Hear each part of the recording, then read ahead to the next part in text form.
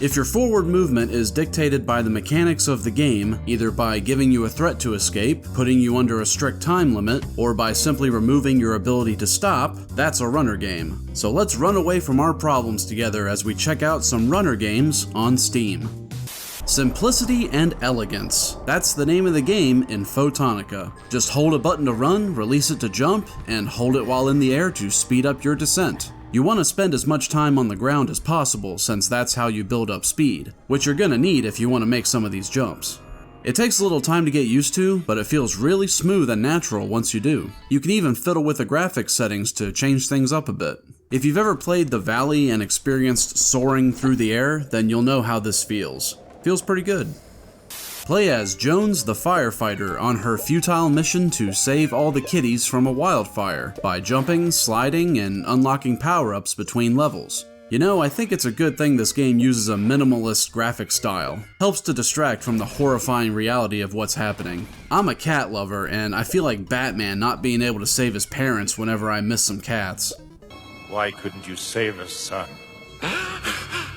The meteor that destroyed the dinosaurs has landed, and it's time for you to haul ass, collecting eggs and gobbling up smaller dinos as you run. You can customize your dino and even level up its stats to turn it into a true Kenyan of the species. Nothing will make you clench like getting slowed down by rough terrain with a meteor explosion hot on your tail. Man, where's Eris when you need her? Get ready to do the robot. Tech 3001 isn't one of my favorite Steam runners, but it's decent. You get a few different playstyles that cycle during the campaign mode, and while I really like the one that puts you on 3 tracks, the free run mode starts to feel downright unwieldy once you start building up speed. Realistic? Probably, but I prefer speed that's fun to control, like in Sayonara Wild Hearts. Also, the stock sound effect for double jumping is really distracting.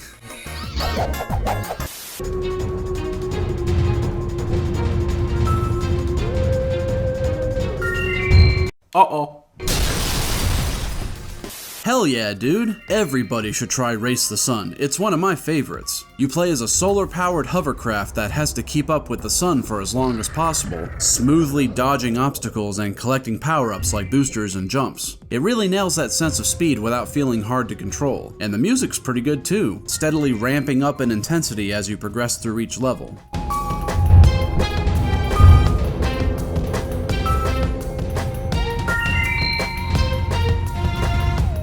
And despite the game being out since 2013, it still updates the levels every day to change things up, along with resetting the leaderboards. Flipfly is working on a Star Fox inspired game called Whisker Squadron that looks really solid. Hopefully I'll get to cover it on this channel soon. I spent $3 on this one and all I got for my money was nauseous. If I wanted to get sick, I would have just taken that money to KFC. It's dull to look at and I did not enjoy the gameplay at all. You have to be ridiculously fast on releasing the jump button to do a quick hop, and it led me to many deaths. And this game was seen fit to have representation in Super Indie carts? Sure, whatever.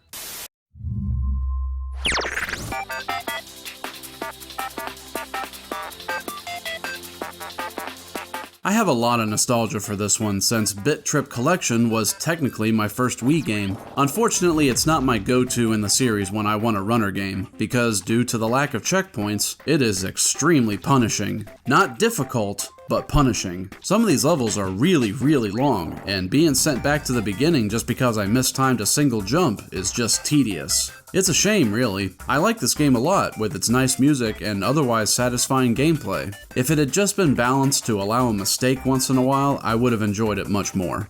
Well, that's okay, because the sequel is much better in many ways.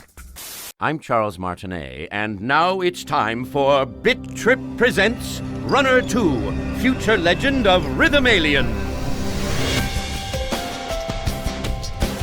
That title alone should be an indicator that Gaijin Games likes to do things differently. And yes, that is the voice actor for Mario as the narrator.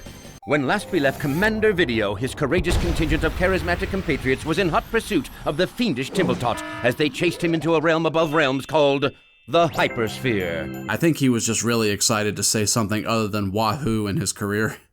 Here we have what feels a lot less like a low-budget indie game and more like a proper full-length title. 5 worlds with plenty of levels, secret levels locked behind keys, secret retro levels, unlockable characters with unlockable costumes. expanded gameplay, and a more complex soundtrack that goes beyond the chiptunes of the original. I listen to it quite often, my favorite track being the Supernature.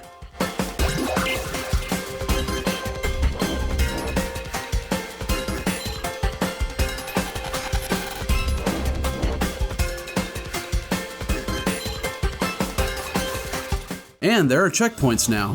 Thank God for that. You can even jump over them to get a big point bonus for finishing the level without it. See? You can still keep your game interesting for high score seekers without alienating the people that just want a fun experience. This is a remarkable game, and I recommend it to anybody. Sadly, I haven't heard the same about Runner 3, which was not developed by Gaijin.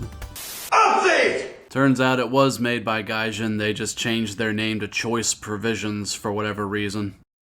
Who does that?